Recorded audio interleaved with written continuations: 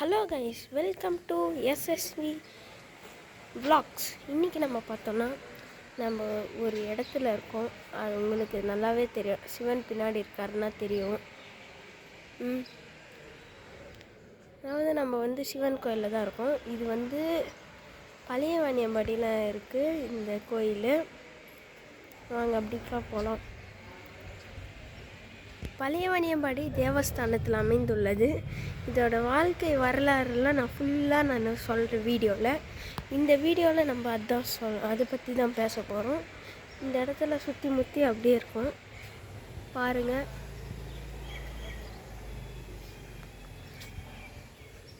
பாருங்கள், சிவன் தெரிகிறாரு. ஃபுல்லாக இந்த இடத்த மட்டும்தான் நான் எடுத்திருக்கேன். ஓகே, இப்போ இந்த வரலாறை பற்றி நான் சொல்கிறேன்.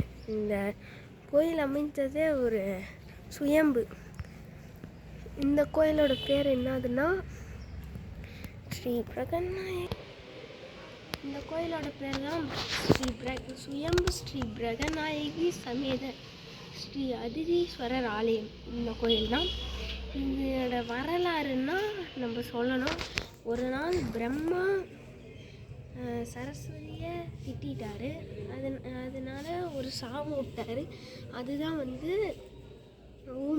ஊமையாக நீ போ அப்படின்னு சொல்லிட்டார். அங்கேருந்து கோச்சிக்கிட்ட வந்த அம்மா வாணியம்மா பூலோகத்தில் ஊமையாக வாழ்ந்துட்டு வந்தாங்க. அப்போது வேலூருக்கு பக்கத்தில் இருக்கிற விருந்திபுரத்தில் பிரம்மா ஒரு கோயிலில் யாகம் நடத்துகிறாரு. அந்த யாகத்தை நடத்தும் போது சிவனும் விஷ்ணுவும் என்ன சொல்கிறாங்க, இங்கே இது மனைவி இல்லாத நீங்கள் யாகமே நடத்தக்கூடாது அப்படின்னு ஒரு இது சொல்கிறாங்க. அப்போ நம்ம பார்த்திங்கன்னா அந்த இடத்துல சரி, நாங்கள் 2 பேரும் சிவனும் விஷ்ணுவும் என்ன பண்ணுறாங்க, நாங்கள் 2 பேரும் இவங்களை வாணி அழைச்சிட்டு வரோம் அப்படின்னு சொல்லி வந்தாங்க. இந்த அம்மா மைசூர்லேருந்து வாணியம்பாடிக்கு வந்துட்டுருக்காங்க. காலையில் டெய்லியும் குளிச்சுட்டு அதுக்கப்புறம் ஒரு மரத்துக்கடியில் இருந்து தான் சாப்பிடுவாங்க அவங்க. அந்த மாதிரி ஒரு நாள் நம்ம பழைய வாணியம்பாடி பாலாத்தில் குளிச்சுட்டு இந்த கோயில் பக்கத்தில் உட்காந்து சாப்பிட்டுட்ருக்காங்க. அப்போ சிவனும் விஷ்ணுவும் வாணியம்பாடிக்குள்ளே பெரியப்பேட்டைக்கு வராங்க.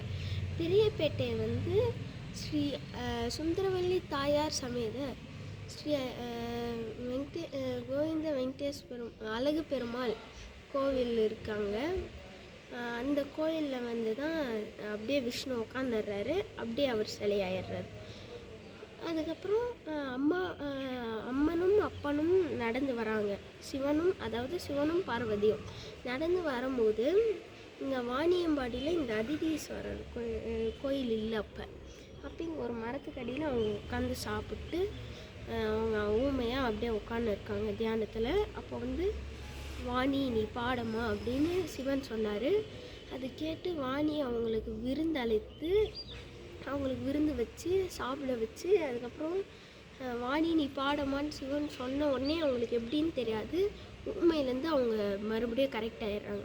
அதுக்கப்புறம் அவங்க பாடுறாங்க, வாணி இயம் பாடி. அதாவது வாணின்னா அந்த அம்மா, இயம்னா பாட்டு, பாடினா அவங்க பாடினது. அதனால் வாணி இயம்பாடின்றது இப்போது தற்செயலாக வாணியம்பாடி அப்படின்னு அழைக்கப்படுகிறது. இது பல நூற்றாண்டுக்கு முன்னே, 1000 நூற்றாண்டுக்கு முன்னே இந்த இடத்த பாருங்கள்.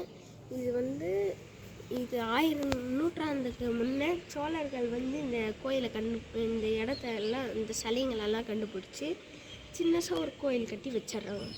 அதுக்கப்புறம் என்ன பண்ணாங்க, பல்லவர்கள் 1500ஆம் ஆண்டில் சோழர்கள் பண்ணது. இப்போது பல்லவர்கள் 1000 ஆண்டுக்கு முன்னே இந்த கோயிலை ஃபுல்லாக பண்ணாங்க. இது ஃபுல் ஃபினிஷிங் டச்சு பல்லவர்கள் கொடுத்தது தான். அது சோழர்கள் இந்த மாதிரி புதுப்பிச்சிருக்காங்க. அதுக்கப்புறம் இதெல்லாம் உடஞ்சி பாலாக போயிருந்துச்சு. அப்போ யாரும் கோயிலுக்கு வரல. அதுக்கப்புறம் கொஞ்சம் கொஞ்சமாக கும்பாபிஷேகம் பண்ணி எல்லாம் கரெக்ட் பண்ணி சிலையெல்லாம் வச்சு அழகாக இன்னும் வரையும் அது இருக்குது. இது எப்போ 1200 ஆண்டுகளுக்கு முன்னாடி நடந்தது. இது இன்னும் கூட இந்த கோயில் பழமை வாய்ந்தது. 1000 ஆண்டு பழமை வாய்ந்தது. 1200 ஆண்டு பழமை வாய்ந்த கோயிலாக இது வந்து குறிப்பிடப்படுகிறது. இந்த கோயிலில் வந்து என்ன விசேஷம்னா, பிரதோஷம் அன்னைக்கு சாமியை வந்து ஊர்வலமாக கோயிலுக்குள்ளேயே சுற்றுவாங்க. அது ரொம்ப நல்லா இருக்கும். தேர் திருவிழா, அதாவது இங்கே வந்து மே மாதத்தில் சிவனுக்கு இங்கே கல்யாணம் நடக்கும். மே மாதத்தில் கொடியேற்றி கல்யாணம் பிரம்மாண்டமாக நடக்கும். அந்த இடத்துல மண்டபம் இருக்குது பின்னாடி, இந்த சிவருக்கு பின்னாடி. அந்த மண்டபத்தில் கோலாகலமாக நடக்கும் அதுக்கப்புறம் வந்து தேர் திருவிழா, ரொம்ப பெரிய தேர் அழகாக வரும். அதுக்கப்புறம் இங்கே கோயிலேருந்து அங்கே ஒரு விநாயகர் கோயில் இருக்குது, வாங்க நம்ம போகலாம். அந்த விநாயகர் கோயிலேருந்து அம்மனும் அப்பனும் ஆடிட்டே வருவாங்க. அந்த தேர்லேருந்து இறக்கி ஆடிட்டே வருவாங்க கொடை பிடிச்சி.